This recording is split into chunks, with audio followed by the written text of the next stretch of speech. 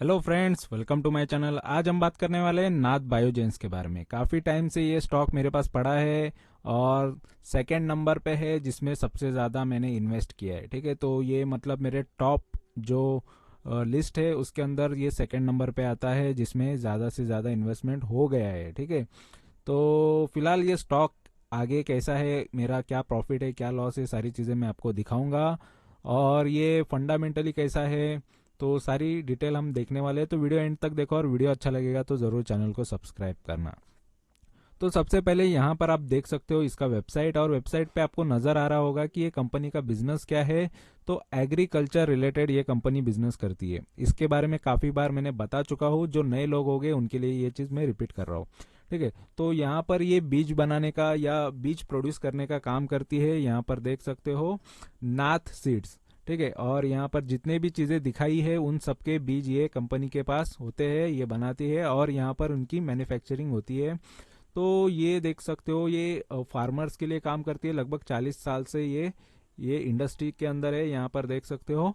और यहाँ पर अगर आपको मैं दिखा दूँ, यहाँ पर देखो इनके प्रोडक्ट के बारे में बताया गया है, किस टाइप के प्रोडक्ट है ये। यहाँ पर कॉटन के लिए कौन से प्रोडक्ट्स हैं, और यहाँ पर ये इस तरीके से बिकते हैं पैकेट के अंदर इनके प्रोडक्ट्स या सीड बीज, जो फार्मर यहाँ से इनसे खरीदते हैं या इनके कंपनीज का यहाँ पर ये प्रोडक्ट्स आपको अवेलेबल मिल जाएगा। ठीक है, तो नॉर्मली ये फार्मर के लिए ही काम करती है ये कंपनी, और ये इसका मेन बिजनेस है। और यहाँ पर बहुत सारे यहाँ पर प्रोडक्ट के नाम आपको नजर आएंगे। तो ये कंपनी का यहाँ पर हम देखेंगे ये माल कितना बिकता है, उसमें कंपनी प्रॉफिट कितना कर लेती है, और इन्वेस्टर का क्या फ़ायदा है ये कंपनी में इन्वेस्ट करने से। ठीक है, तो फिलहाल सारी चीज़ें हम देख लेते हैं डिटेल में। ठीक है, तो सबसे पहले मैं आपको डायरेक्टली लेके आता हूँ मेरे शीट के ऊपर, जहाँ पर आपको डिटेल में चीज़ें पता चल जाएगी। ठीक है, तो यहाँ पर मैं मेरी शीट ओपन कर देता हूँ। यहाँ पर आप देख सकते हो ऑलरेडी, देखो पहले मार्केट का हाल देखो, फिर शेयर का हाल देखो। मार्केट यहाँ पर ये 27 जनवरी का है। 27 जनवरी के दिन काफ़ी ज़्यादा गिर चुका है। ये वीडियो 28 जनवरी को मैं बना रहा हूँ। ठीक है, तो ऑलरेडी काफ़ी गिरावट के बाद यहाँ पर निफ्टी में ज़्यादा गिरावट होने के बावजूद ये स्टॉक, ठीक है, तो ये कितना गिरा है ये भी मैं आपको दिखाऊंगा। ये लगभग देखो निफ्टी ही 1.5% से ज़्यादा गिरा है। निफ्टी 52 वीक जो हाई है उससे 6-6.5% से भी ज़्यादा या 6.75% ये डाउन पे है इसके हाई से। यानी ये निफ्टी का हाई है और निफ्टी का लो है 15,000 का, और लो से निफ्टी के लो से अभी निफ्टी देखो 15% या 16% ये बढ़ चुका है, यानी इतना दूर है। ठीक है, तो यहाँ पर लो आने के लिए काफ़ी टाइम लगेगा, लेकिन यहाँ पर जो हाई है थोड़ा नज़दीक है इसका। और अगर हम देखेंगे, अगर कोई भी निफ्टी इंडेक्स के अंदर भी इन्वेस्टमेंट करता काफ़ी समय पहले या काफ़ी टाइम से, लगभग यहाँ पर देखो जहाँ तक इसका डेटा अवेलेबल है तब से मैं बता रहा हूँ, 24 साल का डेटा अवेलेबल है 1999 से। ठीक है, तब से इसने निफ्टी ने 1876 का इसने रिटर्न्स दिए हैं। यानी कितना होता है, अगर आप 1 लाख रुपीज इंडेक्स में भी इन्वेस्ट करते तो आपको 18,76,000 का यहाँ पर बेनिफिट होता, प्रॉफिट होता। और वो प्रॉफिट गिना जाता, देखो CAGR सालाना रिटर्न्स कितने होते इस हिसाब से, तो 12-13% के रिटर्न्स के हिसाब से वो चलता। ठीक है, तो ये रिटर्न्स इसके हैं। अगर आप ये कंपनी के अंदर नाथ बायोजेंस, इसके बारे में थोड़ा देख लेते तो यहाँ पर देख लो, ये यहाँ पर इसके बारे में थोड़ी डिटेल भी है। इसका प्राइस यहाँ पर देख लो 150 का है फिलहाल। और ये मार्केट गिरा था, इंडेक्स ही खुद गिरा है, तो इस वजह से ये भी देखो, कभी भी शेयर्स कभी भी इंडेक्स से ज्यादा गिरते हैं क्योंकि उसमें वॉलेटिलिटी ज्यादा होती है। तो ये 5% गिर चुका है। ठीक है, इससे भी ज्यादा उस दिन काफी ज्यादा गिरावट देखने मिली थी। अदानी के शेयर्स की तो पूरी वाट लग गई थी, 20-20% गिरे थे। और काफी ज्यादा अलग अलग टाइप के अलग अलग बड़ी बड़ी कंपनियों के शेयर्स काफी ज्यादा गिरे थे, काफी सर्किट में लगे थे। तो काफी गिरावट उस दिन देखने मिली थी हमको 27 जनवरी के दिन। ठीक है, तो फिलहाल ये स्टॉक भी देखो काफी ज्यादा ये भी गिरावट में ही है 5%। और भी ज्यादा गिरता तो काफी पोर्टफोलियो का हाल खराब होता, लेकिन फिर भी 5% ये गिरा है। और अगर देखा जाए तो इसमें मेरी इन्वेस्टमेंट प्राइस देखो 228 की है, तब से ये गिरावट में है। ये एवरेज प्राइस है, इससे भी ऊपर के भाव पे था मेरा, लेकिन यहाँ पर मैंने काफ़ी ज़्यादा इसमें इन्वेस्टमेंट किया हुआ है। ठीक है, इसको टारगेट मैंने रखा है 276 का, लगभग ये 21 मेरा मिनिमम टारगेट होता है, लेकिन ऑलरेडी ये 34% डाउन पे। देखो टारगेट कम रखा है लेकिन डाउन साइड ज़्यादा है, तो डाउन साइड ज़्यादा है तो ये मेरा बेनिफिट होता है, इसमें इन्वेस्टमेंट और ज़्यादा हो जाती है, प्राइस और नीचे आ जाते हैं, लेकिन कंफर्म तो प्रॉफिट होना कंफर्म हो जाता है। ठीक है, तो इस वजह से मैं डाउन साइड पे खरीदते रहता हूँ। तो फिलहाल अभी भी मेरी बाइंग तो चल रही है, और ये प्राइस आपको थोड़ा थोड़ा और नीचे की भाव पे नजर आएगा, और थोड़ी गिरावट में इसको मैं खरीदते ही रहूंगा, और भी ज़्यादा ये इसके टारगेट भी ऑटोमेटिकली कम होते जाएंगे। ठीक है, और यहाँ पर अगर देखा जाए तो अभी इसको मेरा टारगेट अचीव करने के लिए 83-84% बढ़ना पड़ेगा, यानी काफ़ी ज़्यादा इसको मूवमेंट देनी पड़ेगी। लेकिन इतना ये भागेगा नहीं भागेगा ये किसी को पता नहीं, लेकिन फिर भी अगर मार्केट अच्छा चलता है तो ये डेफिनेटली ये रिटर्न्स दे सकता है, नहीं तो मुझे मेरे को भाव और कम करना पड़ेगा, यानी मुझे एवरेज प्राइस और थोड़ा नीचे लेके आना पड़ेगा। मिनिमम 50-60% तो बढ़ ही सकता है। ठीक है, तो और थोड़े नीचे हम लेके आ सकते हैं एवरेज करके। तो फिलहाल मेरा वही है, और सबसे ये टॉप पे होगा क्योंकि अभी सेकेंड नंबर पे है। टाटा मेटेलिक्स के बाद सबसे ज्यादा इन्वेस्टमेंट इसके अंदर है। अगर मैं और भी इसमें खरीद रहा हूँ तो टाटा मेटेलिक्स और अभी खरीद नहीं रहा हूँ, ठीक है, लेकिन ये तो खरीद रहा हूँ, तो ये उससे भी ज्यादा हो सकता है क्योंकि ऑलरेडी इसमें बाइंग चल रही है। तो इस वजह से इस ये टॉप पे होने वाला है जिसमें सबसे ज्यादा इन्वेस्टमेंट होगा, लेकिन ऑलरेडी ये लॉस में भी है। फिर भी ये लॉस थोड़ा ऑटोमेटिकली कम भी हो जाएगा क्योंकि इसमें इन्वेस्टमेंट बढ़ने वाला है। ठीक है, और यहाँ पर देखा जाए तो देखो ये स्टॉक ने यहाँ पर अगर देखेंगे तो ये लो रहा है, लगभग हाई से ये 44% अभी डाउन पे मिल रहा है। ऑलरेडी इसके हाई से डाउन पे है, 272 का हाई था, उससे 44% या 45% के आसपास ये ऑलरेडी हाई से गिरा है। मतलब ऑलरेडी मार्केट में ये एक साल में काफी ज्यादा गिर चुका है, और लो इसका 142 का रहा है अभी, और लो के आसपास ही है। मतलब इसका ये देख सकते हो, ये लो से जस्ट ये 5 या 5-6% ऊपर पे अभी आपको मिल रहा है। ठीक है, तो लो के आसपास है, तो इसको इस वजह से भी मैं खरीद रहा हूं।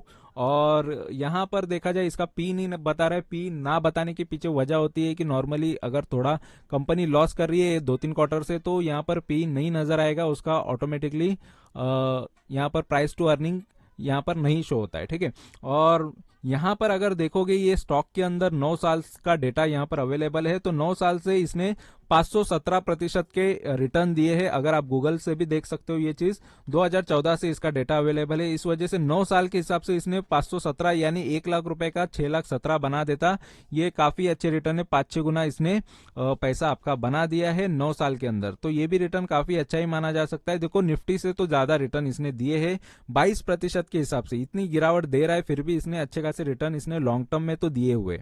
ठीक है, तो उस हिसाब से मैं यहाँ पर बता रहा हूँ, जो भी है यहाँ पर ये डेटा देख के जो भी डेटा कह रहा है यही चीज मैं बता रहा हूँ, और इस वजह से मैं इन्वेस्टेड भी हूँ। ठीक है, और अगर इसका कंपैरिजन देखेंगे तो यहाँ पर काफी अलग अलग टाइप की कंपनीज है। देखो ये Gujarat gas, Indian energy x, तो सारे ये अलग अलग या मिसलिनियस कंपनीज है जिसका बिजनेस डिफरेंट है कंप्लीटली। और उसके अंदर अगर इसको कंपेयर किया जाए तो ये इसका मार्केट कैपिटल सबसे कम वाली कंपनी है, जिसका मार्केट कैपिटल देखो 200, 250, 300 करोड़ की अगर कंपनी हो तो उसमें उसको मूवमेंट कराना काफी इजी होता है। अगर कोई बड़ा इन्वेस्टर इसमें 100 करोड़ लेके भी घुस जाता है, या 500 करोड़, या 500 तो ज्यादा ही हो जाएगा मार्केट कैपिटल से भी, तो 100 या 50 करोड़ भी लेके होता है आ जाता है, तो इसको मूवमेंट आराम से दे सकता है या मूव करा सकता है। ठीक है, तो फिलहाल ऐसे स्टॉक इसीलिए थोड़ा बढ़ता है तो ज्यादा भी बढ़ सकता है, और गिरता है तो ज्यादा गिर भी सकते हैं क्योंकि ऑलरेडी मार्केट कैप कम है। और अगर क्वार्टरली रिजल्ट्स की बात करेंगे तो देखो क्वार्टरली रिजल्ट्स इसके किस तरीके के रहे हैं, तो काफी अप एंड डाउन इसमें देखने मिला है। तो फिलहाल यहाँ पर कंटिन्यूज आप देखोगे इसके सेल्स जो है यहाँ पर येलो में सेल्स है, और ये नेट प्रॉफिट है। तो यहाँ पर सितंबर 2019 से काफी अच्छा सेल्स तो ग्रोथ हमको देखने मिला, लेकिन वहां से बाद में आपको नजर आएगा सेल्स में गिरावट देखने मिली, और ये गिरावट के पीछे वजह थी यहाँ पर कोविड का। ये 2020 को आप इग्नोर भी कर सकते हो, लेकिन ये चीज आपको ध्यान में होनी चाहिए कि ये गिरावट के पीछे एक ही वजह था कि कोरोना था, कोविड था। इस वजह से ये सभी कंपनीज को लॉसेस हुए हैं। ठीक है, तो उसके बाद थोड़ा फिर से रिकवरी होके अच्छा खासा सेल्स बढ़ा, उसके बाद फिर से गिरावट हुई। तो यहाँ पर देखो कोई रीजन नहीं है, लेकिन ये कंपनीज का ऐसा है कि कोई कोई क्वार्टर यानी जून का क्वार्टर में अच्छा खासा प्रॉफिट होता है, अच्छा खासा सेल होता है। उसके पीछे वजह है कि वो वही टाइम पे इंडिया के अंदर तो मैक्सिमम वही टाइम पे खेती होती है, किसान वही टाइम पे फार्मिंग करता है, उसी टाइम पे बीज खरीदता है, तो उसी टाइम पे ये इसका सेल्स होता है। तो ये एक सीजनल है इसका बिजनेस, तो इस वजह से बाकी टाइम देखो, बाकी के महीने इसको सेल काफी कम होता है। ठीक है, तो इसके सेल्स में काफी आपको अप डाउन हमेशा नजर आएगा, लेकिन फिर भी इसके सेल्स फिर भी ठीक ठाक ही है। ठीक है, लेकिन बीच में यहाँ पर लॉस हो गया था, और उसके पीछे वजह थी दूसरा कोई इन्होंने कोई कुछ चीजें बेच के यहाँ पर अदर जो इनकम है उसमें इनको लॉस मिला था। तो फिलहाल यहाँ पर अभी प्रॉफिट तो कम हमको नजर आ रहा है। बाकी आगे हम देखेंगे दिसंबर के किस तरीके के रिजल्ट रहेंगे। ठीक है, तो और प्रॉफिट एंड लॉस की अगर बात करेंगे तो देखो, प्रॉफिट एंड लॉस में ये 2011 से इसका डेटा नजर आ रहा है, और 2011 से यहाँ पर आप देख सकते हो कि ये इसके सेल्स काफी अच्छे लगातार बढ़ते जा रहे थे। बीच बीच में कम भी थोड़े नजर आए, लेकिन थोड़ा सा गिरावट थोड़ी दिखा के देखो इस तरीके का इसने परफॉर्म कर चुका है 2011 से। इस वजह से इसके शेयर ने काफी अच्छे रिटर्न भी दिए हैं, 5-6 गुना रिटर्न इसी वजह से मिले हैं। ठीक है, लगातार सेल्स बढ़ रहे थे, लगातार इसके नेट प्रॉफिट भी बढ़ रहे थे। ठीक है, और एक्सपेंसेस है ये रेड में इसके एक्सपेंसेस है, यहाँ पर मैं दिखा देता हूँ, ये फुल कर देता हूँ मैं, जिससे आपको और क्लियरली नजर आएगा। ठीक है, तो ये एक्सपेंसेस है रेड वाले, तो एक्सपेंसेस भी सही है। और यहाँ पर नेट प्रॉफिट यहाँ पर देख लो, खाली ये 2 साल में यहाँ पर नेट प्रॉफिट गिरावट हमको देखने मिल रही है, और इसके पीछे भी वजह एक ही है कि उनका अदर इनकम में लॉसेस हो रहे हैं। ठीक है, नहीं तो नॉर्मली ये प्रॉफिट में ही होते हैं। ठीक है, तो नॉर्मली सेल्स तो ठीक ठाक है, अच्छे नजर आ रहे हैं। और बैलेंस शीट की बात करेंगे तो बैलेंस शीट यहाँ पर देख सकते हो कि कंपनी का किस तरीके का है। ठीक है, तो बैलेंस शीट में यहाँ पर आपको नजर आएगा कंपनी का बैलेंस शीट, तो बोरोविंग और रिजर्व, तो ये चीज काफी इंपॉर्टेंट होती है, ये मैं समझता हूँ। और यहाँ पर बोरोविंग देखो ये रेड में बताया है, तो लोन कंपनी का जो है वो ज्यादा खतरा ही होता है, ज्यादा हो तो फिलहाल यहाँ पर मैनेजेबल लोन है। लोन देखो यहाँ पर अभी फिलहाल 115 करोड़ का है, थोड़ा बहुत लोन बढ़ चुका है। ठीक है, लोन थोड़ा खरीद लिया ले लिया है। और यहाँ पर रिजर्व देख सकते हो, रिजर्व काफी अच्छा देखने मिल रहा है, रिजर्व में काफी अच्छा कंपनी के पास पैसा है। ठीक है, 550 करोड़ तक है, थोड़ा बहुत यहाँ पर कम हुआ था, फिर से रिजर्व यहाँ पर बढ़ गया है, तो रिजर्व में कंपनी के पास काफी अच्छा पैसा है। तो ये भी चीज अच्छी है, इसका बैलेंस शीट मुझे अच्छा नजर आ रहा है। शेयर होल्डिंग पैटर्न की बात करेंगे तो शेयर होल्डिंग पैटर्न में देख लो, तो सबसे ज्यादा अगर ये शेयर में इन्वेस्टमेंट है तो वो सबसे ज्यादा इन्वेस्टमेंट यहाँ पर आपको नजर आएगी, ये रेड में है, वो पब्लिक है। तो पब्लिक की सबसे ज्यादा इन्वेस्टमेंट है, पब्लिक सबसे ज्यादा इन्वेस्टेड है। उसके बाद यहाँ पर प्रमोटर है, जो ये लाइन जो नजर आ रही है ये प्रमोटर की लाइन है। प्रमोटर देखो थोड़े बहुत कम हो गए थे, लेकिन इसके बाद पब्लिक कम हो गई, पब्लिक ने बेचा और ये प्रमोटर बढ़ गए। प्रमोटर 45% या 46% तक है। प्रमोटर खुद का ही माल खरीद रहे, खुद के शेयर्स खरीद रहे, पब्लिक बेच रही है। तो ठीक है, तो ये भी चीज अच्छी होती है कि कंपनी के खुद ऑनर जो होते हैं या कंपनी के जो अंदर के लोग होते हैं उनको चीजें ज्यादा पता होती है कंपनी के बारे में, और वही लोग ये कंपनी के शेयर खरीद रहे, बेच के निकल नहीं रहे। ठीक है, तो ये एक चीज पॉजिटिव होती है। और अगर हम देखेंगे इसमें डीआईएस जो है डोमेस्टिक इन्वेस्टर, उनका भी अच्छा खासा इन्वेस्टमेंट है, तो ये भी एक चीज अच्छी है। डीआईएस थोड़ा यहाँ पर बेचते हुए नजर आए थे, स्टार्टिंग में काफी अच्छा था, लेकिन यहाँ पर बेचा है उन्होंने, लेकिन फिर भी इसमें इन्वेस्टमेंट है। लेकिन यहाँ पर एफआईएस का भी इन्वेस्टमेंट बढ़ गया है, थोड़ा बहुत हल्का फुल्का इन्वेस्टमेंट है, काफी कम है, लेकिन फिर भी उनका इन्वॉल्वमेंट है ये कंपनी के अंदर। ठीक है, तो सभी का यहाँ पर इन्वेस्टमेंट आपको नजर आएगा, तो फिलहाल अच्छा ही नजर आ रहा है शेयर होल्डिंग पैटर्न भी।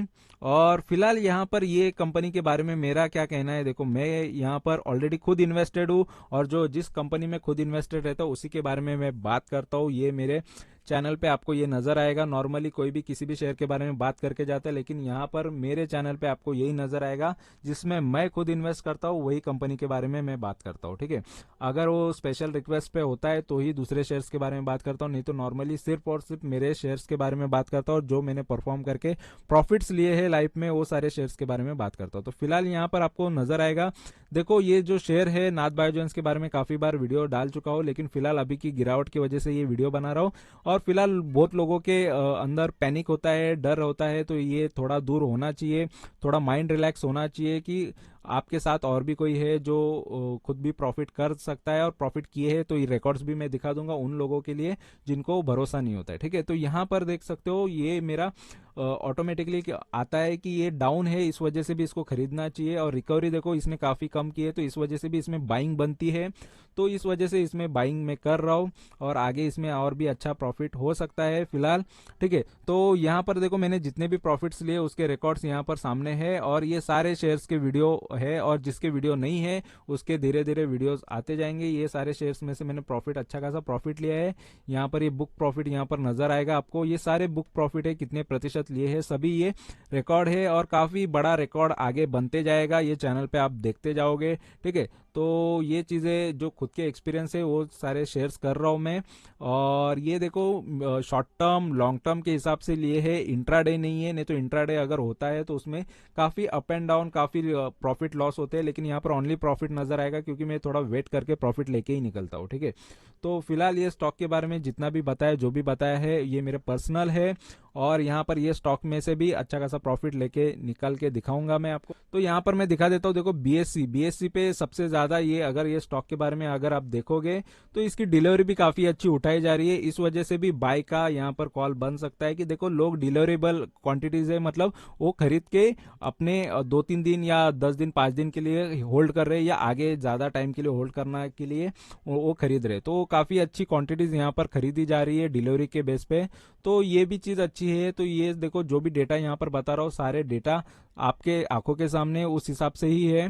ठीक है, तो यहाँ पर जो भी इंफॉर्मेशन दूंगा राइट होगी, परफेक्ट होगी, और जिसमें मैं खुद भी इन्वेस्ट करके खुद भी प्रॉफिट करके दिखाता हूँ। ठीक है, तो वीडियो अच्छा लगा, इन्फॉर्मेशन अच्छी लगी है तो जरूर चैनल को सब्सक्राइब करो, लाइक करो, कमेंट करो, दोस्तों के साथ शेयर करो, और कंजूसी बिल्कुल मत करो लाइक्स में, कमेंट्स में और सब्सक्राइब करने में। ठीक है, thank you very much for watching my video, thank you, bye bye.